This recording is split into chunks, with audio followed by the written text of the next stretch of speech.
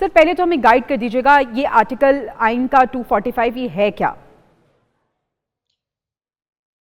Article 245 ये होता है कि अगर कोई सिविलियन गवर्नमेंट चाहती है, कोई ऐसी सिचुएशन पैदा हो गई है जो उनके कंट्रोल में नहीं है, तो वो आर्मी को डायरेक्ट कर सकती है एज एन एग्जीक्यूटिव ब्रांच के लिए। आप जो है कुछ मुद्दत के लिए उसमें एक नोटिफिकेशन होता है मिनिस्ट्री ऑफ इंटीरियर से कि ये हालात है, इसमें जो सिविलियन गवर्नमेंट है ये नहीं चल सकती, तो आप जो है एक पर्टिकुलर अरसे के लिए इसका निज़ाम, जिस तरह आपने बताया 26 नवंबर को जब पीटीआई की रैली आ रही थी तो उन्होंने वक्ती तौर पे आदमी को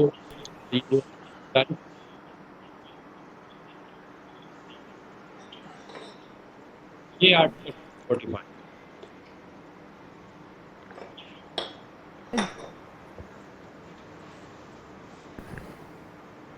जिदुन साहब कोई हमें टेक्निकल इशू लग रहा है, आपकी आवाज़ हमारे तक नहीं पहुंच सकी।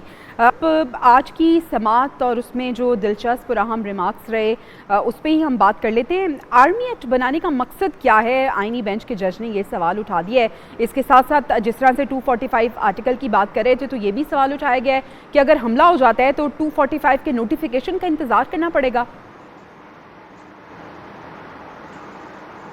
देखिए, जो आर्टिकल 245 है वो तो रियासत ने अपनी रेट जो है उसको बरकरार रखने के लिए फ़ौज को जो है वो तलब करती है।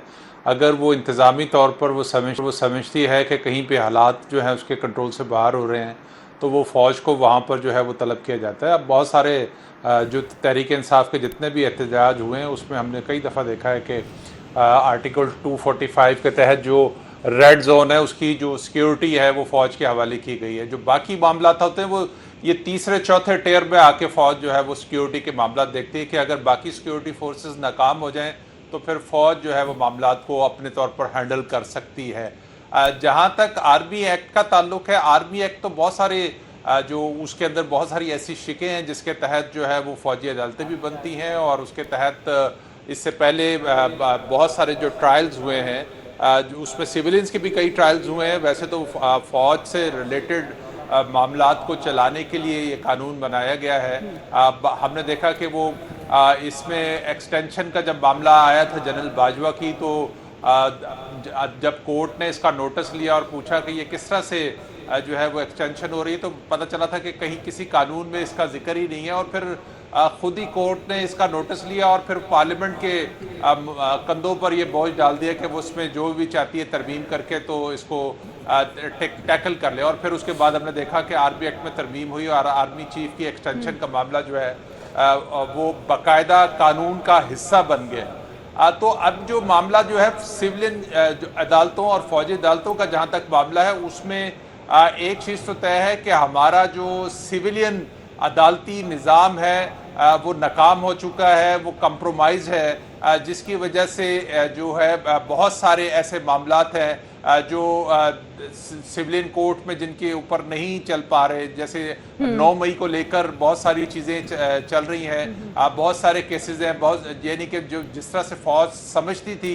लेकिन आदित्य साहब सवाल ये भी है ना कि ये भी सवाल पैदा हो जाता है कि कौन सा ऐसा केस है जो कि फिर सिविलियंस का आम अदालत में जाएगा और कौन सा जो है वो जाएगा आर्मी के पास। आर्मी एक्ट के का मकसद क्या है, ये सवाल वागा साहब आज उठाया गया है जस्टिस जमाल मंदोखेल की जानिब से। वो कह रहे हैं कि अगर आर्मी एक्ट बनाने का मकसद समझ आ जाए तो आधा मसला हल हो जाएगा।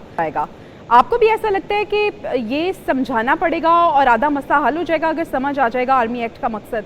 इसमें कोई शक नहीं है कि ये एक बहुत बड़ा कन्फ्यूजन है। देखिए, इससे पहले भी जब इस तरह के बहुत सारे केसेस की आर्मी एक्ट के हवाले से समाअत हुई तो एक बड़ा सवाल ये उठा कि अगर कोर कमांडर हाउस यानी एक बिल्डिंग जो है जहाँ पे कोई आर्मी तनसीबात नहीं है, अगर वहाँ पर कोई गैर कानूनी काम होता है तो क्या वो भी आर्मी एक्ट के तहत होगा? असल मसला ये पैदा हुआ कि इससे पहले फ़ौज यानी आर्मी के जो अपने लोग थे, जो उनके अपने एम्प्लॉइज़ थे जिनके ऊपर आर्मी एक्ट लागू होता था, जब वो कोई जुर्म करते थे तो उनको आर्मी के अंदर आर्मी कोर्ट्स के तहत ट्रायल किया जाता था। अच्छा, आदिल साहब ने सही कहा कि जब सिविलियन कोर्ट्स में ये प्रॉब्लम सामने आई कि बहुत सारे लोग, बहुत सारे मुजरम जो हैं, जब उनके ऊपर प्रॉपर गिरफ्त ना हो सकी तो फौज ने और इस तरह का एक नया आर्मी एक्ट जो है वो लाना पड़ा ताकि सिविलियंस के ऊपर गिरफ्त की जा सके, और अगर वो आर्मी के खिलाफ, फौज के खिलाफ कोई इस तरह का काम करते हैं तो उनको आर्मी एक्ट के तहत फौजी अदालतों के जरिए सजाएं दी जाएं। अब सवाल यहाँ ये पैदा होता है कि फिर जैसे आपने कहा कि जी वो कौन सा सिविलियन है जो इसमें फॉल करेगा और वो कौन सा सिविलियन है जो इसमें फॉल नहीं करेगा। यहाँ एक बहुत बड़ी कन्फ्यूजन पैदा होगी कि वो कौन से जुराइम हैं जो फौजी अदालत में ट्रायल होंगे और कौन से होंगे जो सिविलियन अदालत में ट्रायल होंगे। ये एक बहुत बड़ा कन्फ्यूजन है, और इसीलिए ये जो एक 7 रुकनी आईनी बेंच है जिसकी सरबराही जस्टिस अमीनुद्दीन खान कर रहे हैं, वहाँ पे पीटीआई के वकील जो हैं वो भरपूर दलाइल देने की कोशिश कर रहे हैं और इस चीज़ को साबित कर रहे हैं कि आर्मी एक्ट जो है वो सिविलियंस पे लागू नहीं होता। अभी हाल ही में जो आर्मी एक्ट के तहत बहुत सारे सिविलियंस को सजाएँ दी गई, किसी को 10 साल, किसी को 5 साल, किसी को 7 साल। वाक़ई साहब, आर्मी एक्ट जो है वो सिविलियंस पे लागू नहीं होता, लेकिन इससे पहले भी हमने देखा है जदून साहब के आर्मी एक्ट के तहत सजाएं भी दी गई और अदालत का काम है इंसाफ प्रोवाइड करना। आपको क्या लगता है कि जो सिविलियंस का ट्रायल है वो सिविलियन अदालत में होना चाहिए या आर्मी अदालत में भी? अगर ये होता है, मिलिट्री कोर्ट्स में भी होता है, तो प्रॉपर हक तो हासिल होगा ना सिविलियंस को भी अपने जो भी उनके अगेंस्ट चार्ज किया गया है उसको क्वेश्चन करने का। देखिए, सिविलियंस को इस चीज में यही एतराज है कि जिस तरह जदोन साहब से मैं पूछ रही हूँ। जी, देखिए, अब जो मिलिट्री एक्ट है वो उन लोगों के अप्लाई होता है जो subject to the military act होते हैं।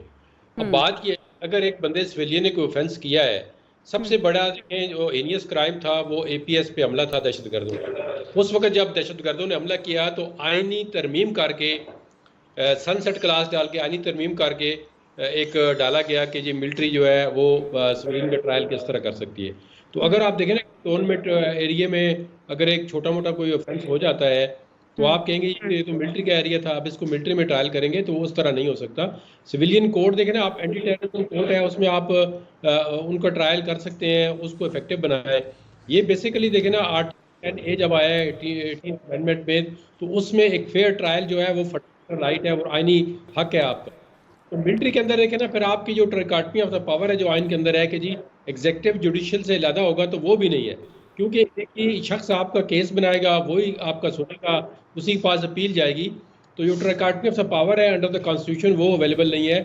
आप उसको मिलिट्री को जो कोर्ट की डेफिनेशन में है वो नहीं आता, क्योंकि देखिए जो लोग सब मिलिट्री एक्ट हैं उनके फंडामेंटल पे कंप्रोमाइज होता है, वो इस तरह नहीं है आम सिटीजन की तरह फंडामेंटल राइट हासिल होते, क्योंकि उनके पास जो पावर वो भी बड़ी एब्सोल्यूट है। तो अब ये जो आपने सिविलियन को ट्राई करना है, इसका मतलब है आप अपने जो मिलिट्री कोर्ट्स है, अपनी एंटी टेररिज्म कोर्ट है, उस पर नो कॉन्फिडेंस कर रहे हैं।